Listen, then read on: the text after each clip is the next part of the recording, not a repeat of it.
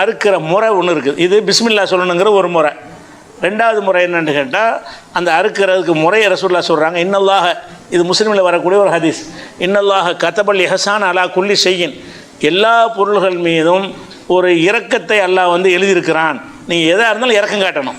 ஈக்கு இறக்கம் காட்டணும், எறும்புக்கு இறக்கம் காட்டணும், ஆடு மாடு கழுத எல்லாத்துக்கும் நீ இறக்கம் காட்டணும் அப்படின்னு சொல்லிவிட்டு, ஃபைதா கத்தல்தும், நீங்கள் ஒரு பிராணியை நீங்கள் கொல்வதாக இருந்தீங்க, அஹ்சினுல் கித்லா, கொல்வதை கூட அழகுற செய்யுங்கள்.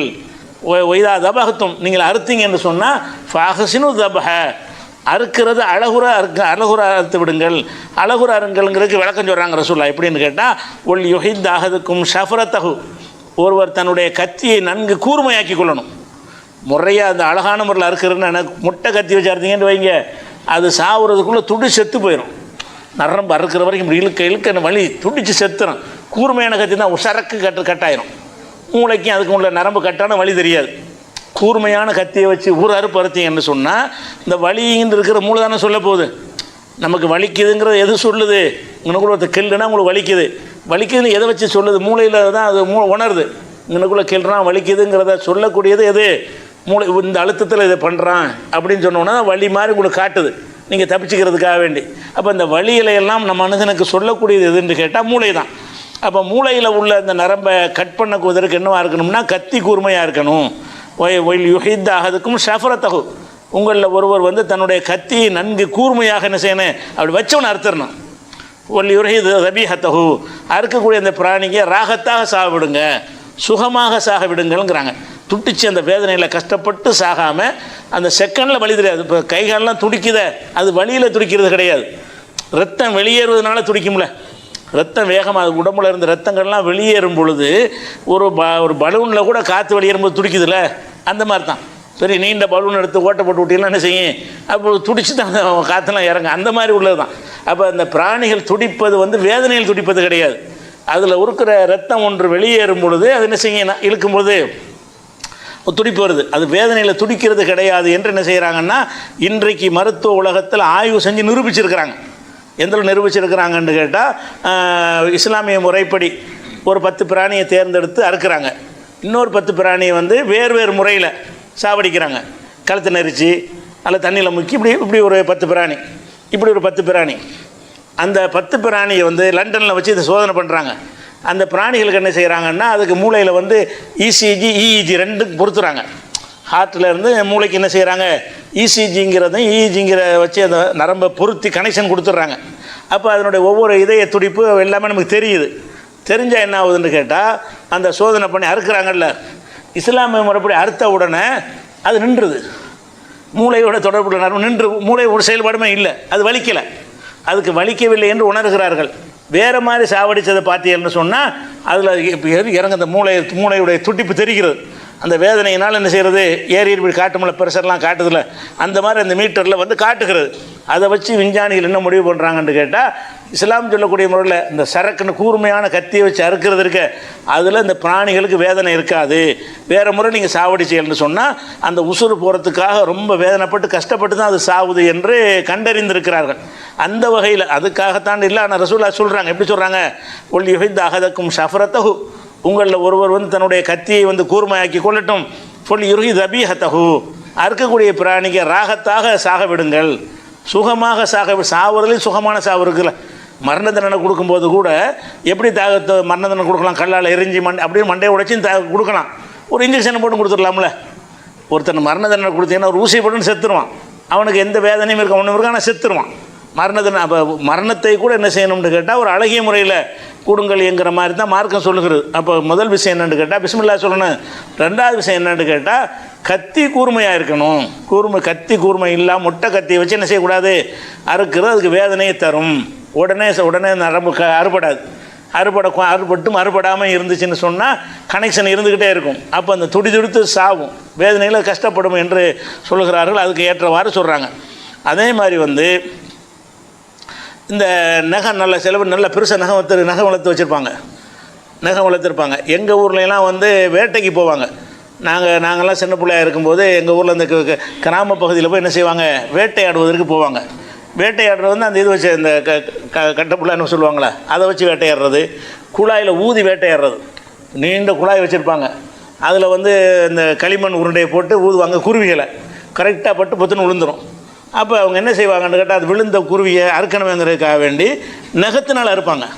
பெரிய நகம் வச்சுருப்பாங்க. கீழே விழுந்தோன்னு என்ன செய்வாங்கன்னு கேட்டால் அது ஹலால் நினச்சிக்கிட்டு அந்த காலத்தில் சட்டம் தெரியாமல் நாங்கள்லாம் சின்ன பிள்ளைகள் இருக்கும்போது அது மாதிரி நாங்கள்லாம் கூட போய் பார்த்துருக்குறோம். வேட்டையாட போகக்கூடியவர்கள் என்ன செய்வாங்கன்னு கேட்டால் நகத்தினால் பண்ணுவாங்க.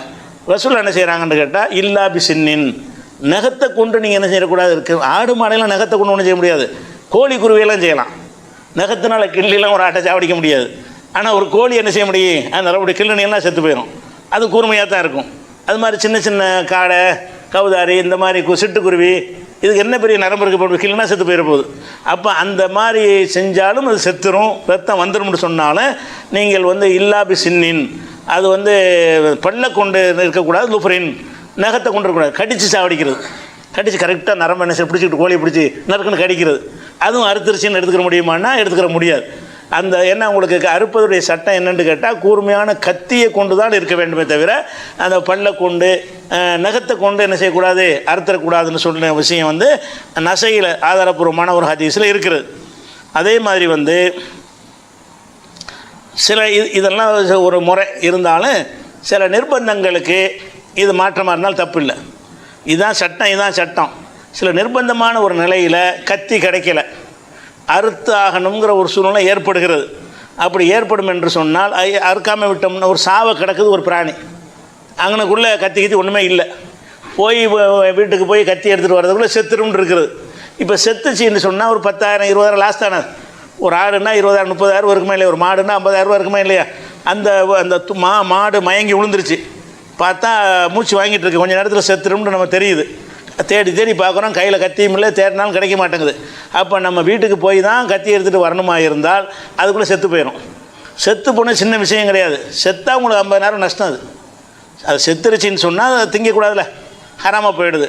அந்த இறைச்சி நம்ம சாப்பிட மாட்டோம். அப்போ 50,000 30,000 40,000 என்ன செய்யும், பெரிய ஒரு லாஸ் ஏற்படும். அப்படி ஏற்படக்கூடாங்கிறக்காக மார்க் என்ன பண்ணுதுன்னு கேட்டால் அது கிடைக்கவில்லை என்று சொன்னால் அப்போ இந்த சட்டம் தளர்த்திடுது. கூர்மையாக தான் இருக்கணுங்கிற ஒன்றும் கிடையாது. அதுங்கிறதுனா புகாரில் வருகிறது என்ன வருதுன்னு கேட்டால் காபிபின் மாலிக்குங்கிற ஒரு சஹாபி, அவர் நிறைய ஆட்டு பண்ணை வச்சுருக்கிறார், ஆட்டு மந்தை வச்சுருக்கிறார்.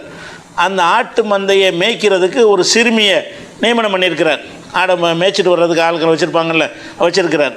அப்போ அப்படி இருக்கும்போது என்ன செய்கிறாருன்னா சல்ங்கிற ஒரு இடத்துல அந்த ஆடை மேய்ச்சிக்கிட்டு இருக்கும் பொழுது ஒரு ஆடு என்ன செஞ்சிருச்சுன்னா அதுக்கு நோய் ஏற்பட்டு அது வந்து சாவுற கண்டிஷனுக்கு வந்துருச்சு. என்னத்தையா தின்றுருக்கும், ஏதாவது செஞ்சுருக்கும், கீழே விழுந்திருக்கும், 2 ஆடுகள் சண்டை போட்டிருக்கும். ஏதோ ஒரு காரணத்தினால ஒரு ஆடு வந்து சீரியஸாக இருக்குது, சாவை கிடக்குன்னு வைங்களேன், செத்து போகலை, சாவை கிடக்குது. உடனே அந்த அம்மா அந்த அந்த ஆடு மேய்க்கிற சிறுமி என்ன செய்கிறாங்கன்னு கேட்டால் இப்போ கசரத்து ஹஜரன், ஒரு கல்லை எடுத்து உடைச்சா கூர்மை வரும்ல, ஒரு கல்லை வந்து உடைச்சியெல்லாம் அந்த இடத்துல கூர்மை கிடைக்கும். அந்த கூர்மையை கொண்டு இப்போ தபஹத்காபிஹி, அதை கொண்டு உடனே அந்த பொண்ணை அறுத்து பிடிச்சி, ஏன்னா கத்தியிலும் கிடையாது ஒன்றும் கிடையாது, சும்மா விட்டால் செத்து போயிடும், அறுத்துட்டாங்க. அறுத்த உடனே என்ன செய்கிறாங்கன்னா ரசூல் அவசரத்துக்கு அறுத்துட்டாங்க. ரசூல்லாட்ட வந்து கேட்குறாங்க, இந்த மாதிரி நடந்து போச்சு, இந்த ஆட்டை நாங்கள் திங்கலாமா? முறையாக பிஸ்மில்லா சொல்லிருச்சு, ஆனால் அறுக்கிறதுக்குரிய கத்தி வந்து முறையான கத்தியாக இல்லை, காரணம் கிடைக்கல. கத்தி எடுத்துகிட்டு வர்றதுக்குள்ளே செத்து போயிடும், அது செத்துச்சுன்னா லாஸ் ஆகி போயிடும். அப்படிங்கிற ஒரு நிலையில் இருக்கும்போது இதை ரசூல்லாட்ட வந்து கேட்டவுடனே அமரகும் அக்கலிஹா, தாராளமாக சாப்பிட்டுக்கிறேன்ட்டாங்க ரசூல்லா. ஏன்னு கேட்டால் அப்படி ஒரு நிலை வந்தால் நீங்கள் கூர்மைங்கிற சரத்து கிடையாது. கூர்மையாக இருக்கணும் என்பது அது சாத்தியப்படுற இடத்தில் தான் அது சட்டம். சாத்தியம் இல்லை என்று சொன்னால் அது கூர்மையான கத்திக்காக வேண்டி பெரிய நஷ்டம் வரும் என்று சொன்னால் அப்போ அந்த விஷயத்தை இஸ்லாம் தளர்த்தி விட்டுருது. சும்மா அந்த மாதிரி கடல கொஞ்சம் வேதனைப்படுமே தவிர அது அந்த நமக்கு நஷ்டம் நம்முடைய லாபத்தை நம்ம பார்க்கணும். மனிதன் வந்து அவனுடைய நன்மைக்காக தான் எல்லாத்தையும் பார்க்கணும். அவனுக்கு பல 10,000 20,000 லாஸுங்கிறது அவனுக்கு தாங்க முடியாது.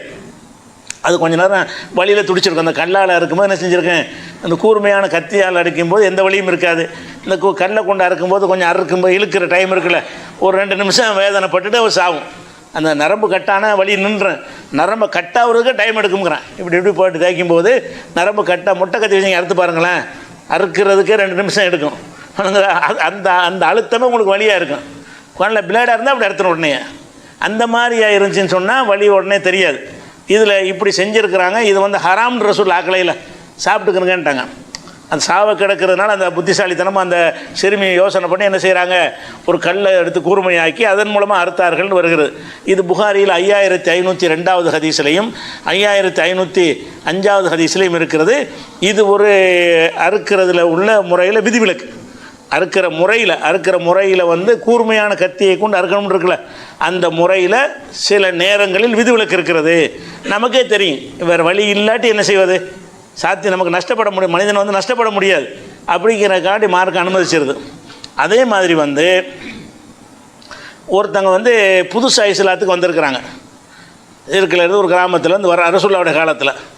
அவங்களுக்கு வந்து இந்த ஆடு மாடு அறுக்கும்போது பிஸ்மில்லாஹ் சொல்லணும்னு சட்டம்லாம் தெரியாது.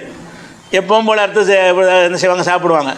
அந்த மாதிரியான மக்கள் வந்து எங்களுக்கு இறைச்சியை கொண்டு வர்றாங்க, நாங்கள் சாப்பிட்லாமான்னு கேட்குறாங்க. புதிதாக இஸ்லாத்தை ஏற்ற மக்கள் அதன் மீது பிஸ்மில்லா சொல்லி அறுத்தார்களா என்றும் எங்களுக்கு தெரியவில்லை, பிஸ்மில்லா சொல்லாமல் அறுத்தார்களா என்றும் தெரியும். ஆனால் இஸ்லாமிய மக்கள் தான் இஸ்லாத்தை ஏற்றுட்டாங்க.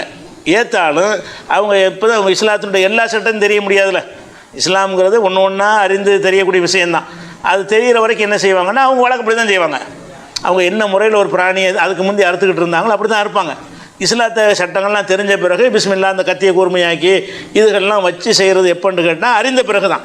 அப்போ ரசூலுல்லாஹ்ட்ட வந்து கேட்குறாங்க, ஒரு சில சமுதாயத்தினர் எங்கள் ஆயிஷா நாயகி அறிவிக்கிறாங்க, ஒரு கூட்டத்தார் ரசூலுல்லாஹ்ட்ட வந்து ஃபத்வா கேட்டு வர்றாங்க. என்ன வர்றாங்கன்னா, இன்ன கௌமன் யாத்தூனா பில்லஹமி, எங்களிடத்துல ஒரு கூட்டத்தார் வந்து இறைச்சியை கொண்டு வர்றாங்க.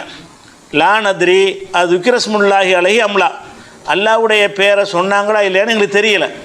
அவங்க என்ன கேட்டால் புதிதாக இஸ்லாத்தை வந்தவர்களாக இருக்கிறார்கள் அப்படின்னு சொல்கிற ரசூலுல்லாஹ் என்ன செஞ்சாங்கன்னா, முஸ்லீம் தானே அறுத்துருக்குறான், முஸ்லீம் தானே ஒன்றாந்து தர்றான், சம்மு அலைஹி அன்தும், நீங்கள் பிஸ்மில்லாஹ் சொல்லி சாப்பிடுங்கன்ட்டாங்க. அப்போ அறுத்திருப்பார்கள் என்று ஒரு சந்தேகம் வந்தால் கூட நம்ம என்ன செய்யலாம், ஏற்றுக்கலாம். அவன் முஸ்லீமாக இருந்தால், முஸ்லீம் வந்து அப்படி தானே செய்வான், நல்லெண்ணெய் வச்சிட வேண்டியதான். அதான் இஸ்லாத்தை ஏற்றுக்கொண்டு இஸ்லாத்தை முழுமையாக அறியாத மக்கள் கொண்டு தந்தால் கூட நம்ம நம்பி செஞ்சுக்கலாம். சர்டிஃபிகேட்லாம் தேவையில்லை, ஹலால் சர்டிஃபிகேட்லாம் யாருக்கு தேவையில்லை.